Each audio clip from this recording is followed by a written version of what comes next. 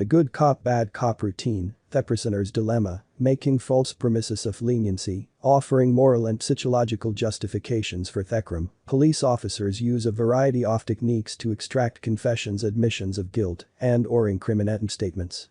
Here are 10 police interrogation techniques that you should know about, from the gentle and soft to the more manipulative, confrontational and coercive.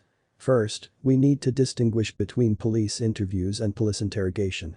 Interviews and interrogations are two distinct and yet related, sometimes overlapping, constructs. Generally speaking, the main objective of interviewing is to collect information and to find out quote-unquote the truth of what happened.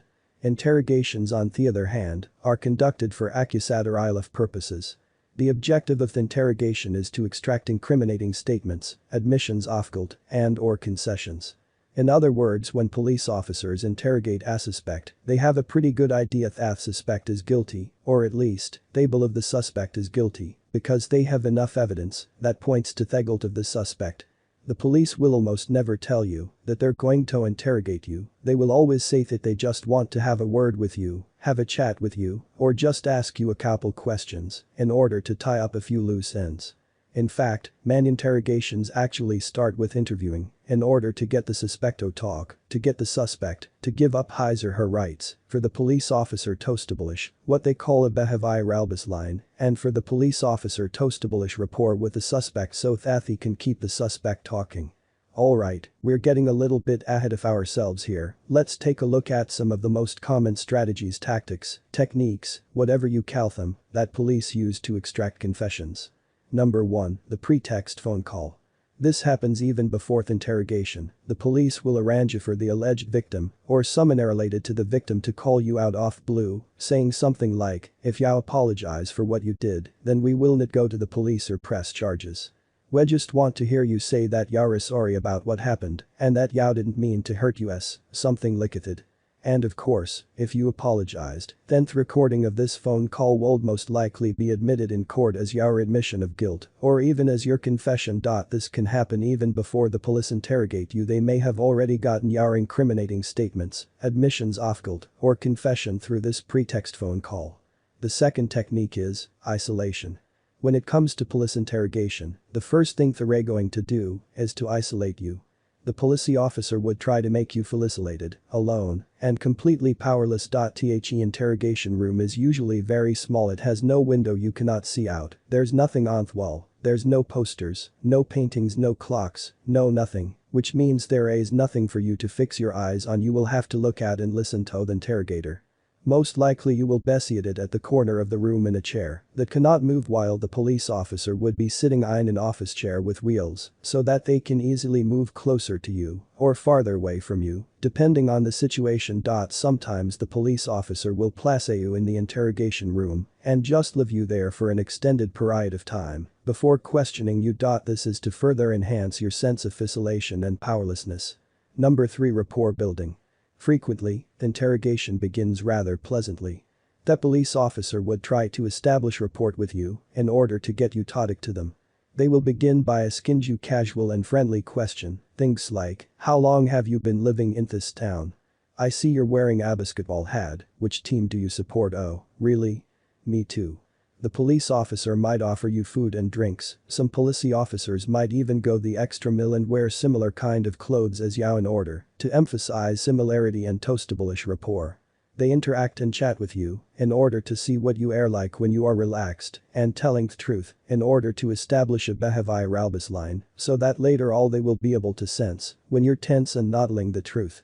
During this portion of the interrogation, chances are you might feel that the police officer is a genuinely nice person and a pleasant conversationalist, and that you might actually feel that you really enjoy talking to this person.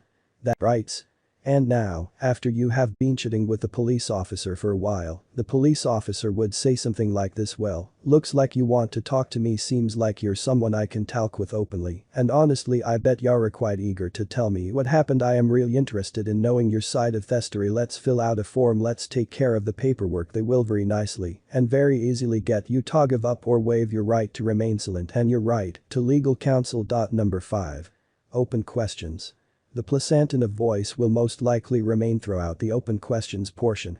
They will ask you open-ended questions to generate as much information as possible so that potential inconsistencies in your statements can be identified and used against you. Police officers can get a pretty good sense of when you're tense or nervous and uncertain or lying about things.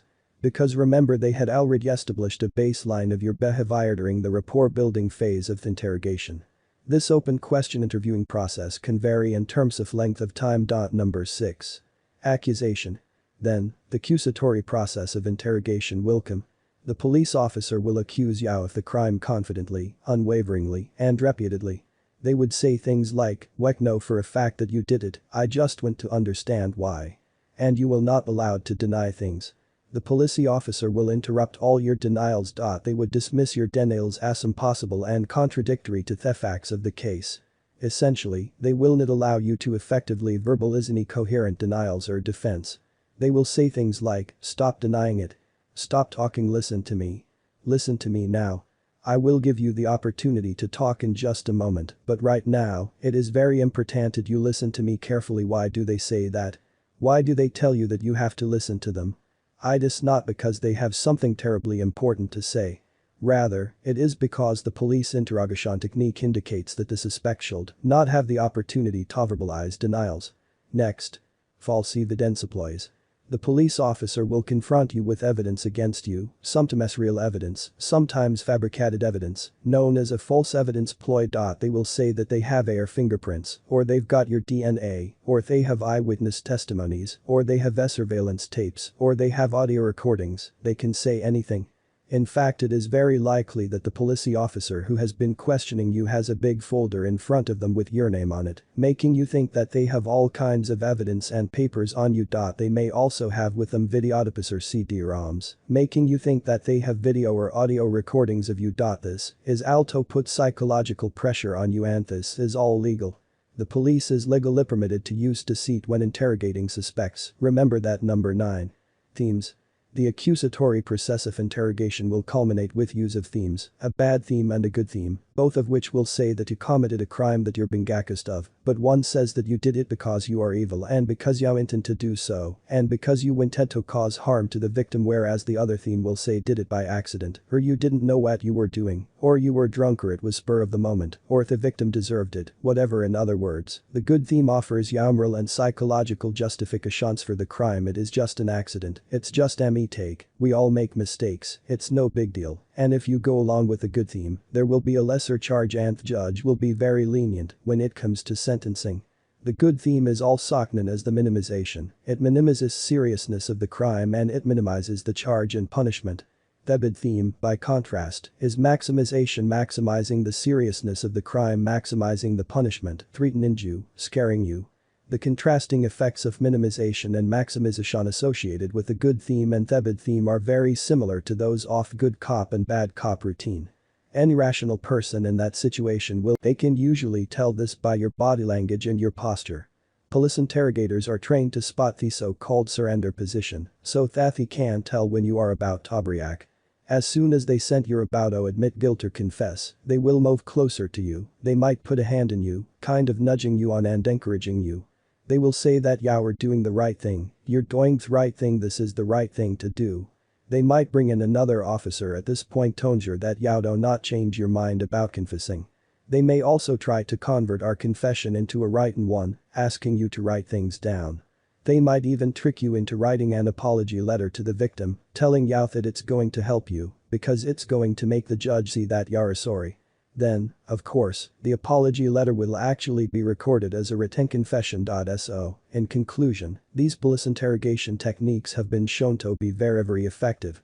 They can even lead an innocent suspect to question themselves, to doubt their own memory, and to falsely confess to a crime that they didn't commit. There are many actual police interrogation videos on YouTube, some of them involve guilty suspect, some of them show false confessions by innocent people. Why don't you go ahead and watch a few of these videos? You will be able to recognize the different elements that we have discussed in this video.